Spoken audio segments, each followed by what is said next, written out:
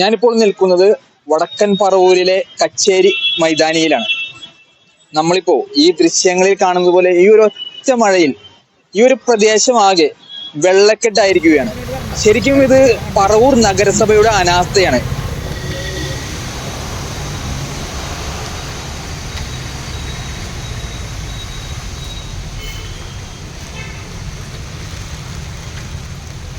പുരാതന നഗരമായ പറവൂരിന്റെ ഹൃദയഭാഗമാണ് ഈ കച്ചേരിപ്പടി എന്ന് പറയുന്നത്.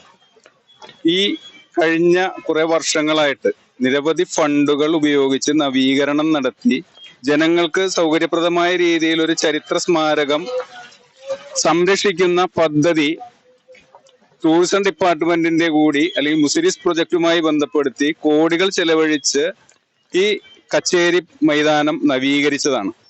കഴിഞ്ഞ കുറെ വർഷങ്ങളായിട്ട് മഴക്കാലത്ത് ഇത് തന്നെയാണ് അവസ്ഥ. ഇപ്പോ ഈ വർഷം ആദ്യത്തെ ഒരു ദിവസത്തെ ഒരൊറ്റ മഴയ്ക്ക് ഉണ്ടായ അവസ്ഥയാണ് ഈ കാണുന്നത്. ഇത് ഈ ഫണ്ടുകൾ ചെലവഴിക്കുന്നു എന്നല്ലാതെ നാടിനും നാട്ടുകാർക്കും ഉപകാരമില്ലാത്ത രീതിയിലുള്ള ചെലവഴിക്കലുകളും പദ്ധതി പാസാക്കലുമാണ് നടക്കുന്നത്. ശരിക്കും പറഞ്ഞാൽ ഇത് നഗരസഭയുടെ നിരുത്തരവാദപരമായ പെരുമാറ്റം അല്ലെങ്കിൽ അവരുടെ ഉത്തരവാദിത്ത കുറവാണ് ഈ കാണുന്നത്. നൂറുകണക്കിന് ജനങ്ങൾ ദിവസവും വന്നു കയറുന്ന അല്ലെങ്കിൽ 12ഓളം ഓഫീസുകൾ, കോടതി ഉൾപ്പെടെ 7ഓളം കോടതി ഉൾപ്പെടെ ഉള്ളൊരു സമുച്ചയമാണ് ഈ കച്ചേരി മൈതാനിയിൽ ഉള്ളത്.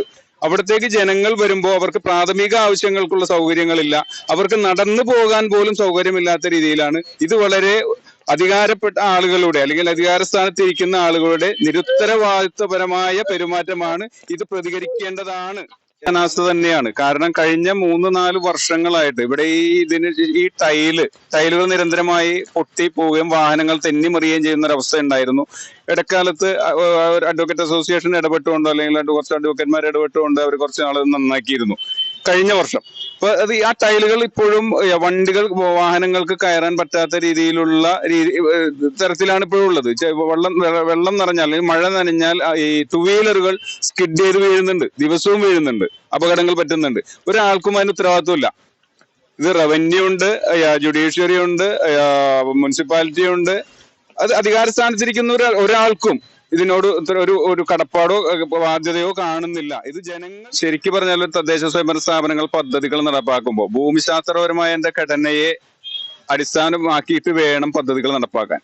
ഇവിടെ ഇപ്പൊ ഈ ടൈലിട്ടതോ അല്ലെങ്കിൽ റോഡിന്റെ നവീകരണമോ ഒക്കെ ആണെന്നുണ്ടെങ്കിലും കാനകൾ ശുചീകരിക്കാനോ അല്ലെങ്കിൽ ഇവിടെ നിന്ന് നികന്നു പോയിട്ടുള്ള തോടുകൾ തുറക്കാനോ വെള്ളം എങ്ങനെയാണ് അത് ജലനിർഗമന മാർഗങ്ങൾ സ്വീകരിക്കേണ്ടത് എന്നതിനെ കുറിച്ചുള്ള ഒരു ആസൂത്രിതമായ പദ്ധതികളൊന്നും നടപ്പാക്കിയിട്ടില്ല. അത് മാത്രമല്ല, നമുക്ക് പാഴായിപ്പോയൊരു മാസ്റ്റർ പ്ലാൻ നമ്മളെ നഗരസഭയ്ക്കുണ്ട്. അത് അന്ന് അശാസ്ത്രീയമാണെന്ന് കണ്ടെത്തിയും വ്യാപാരികളും റെസിഡൻസ് അസോസിയേഷന്റെ നേതൃത്വത്തിൽ ശക്തമായ സമരത്തിന്റെ അടിസ്ഥാനത്തിൽ അത് പിൻവലിക്കുകയും ചെയ്തിട്ടുണ്ട്. ഇപ്പോൾ ശരിക്കും പറഞ്ഞാൽ നഗരസഭയിൽ ഒരു മാസ്റ്റർ പ്ലാൻ ഇല്ല. കേരളത്തിൽ ഒരു പക്ഷേ മാസ്റ്റർ പ്ലാൻ ഇല്ലാത്തൊരു നഗരസഭ പറവൂരായിരിക്കാം, എനിക്കറിയില്ല, ഏതായാലും അങ്ങനെയാണ് തോന്നുന്നത്. അപ്പോ മാസ്റ്റർ പ്ലാൻ എന്ന് പറഞ്ഞാൽ ആ ഒരു നഗര വികസനത്തിന്റെ ഒരു സമഗ്ര പദ്ധതിയാണ്. അങ്ങനെ ഒരു പദ്ധതി ഇല്ല നമ്മുടെ നഗരസഭയ്ക്ക്. അതിന് ഉത്തരവാദിത്തപ്പെട്ട ആളുകൾ ആരും അത് ശ്രദ്ധിക്കുന്നില്ല.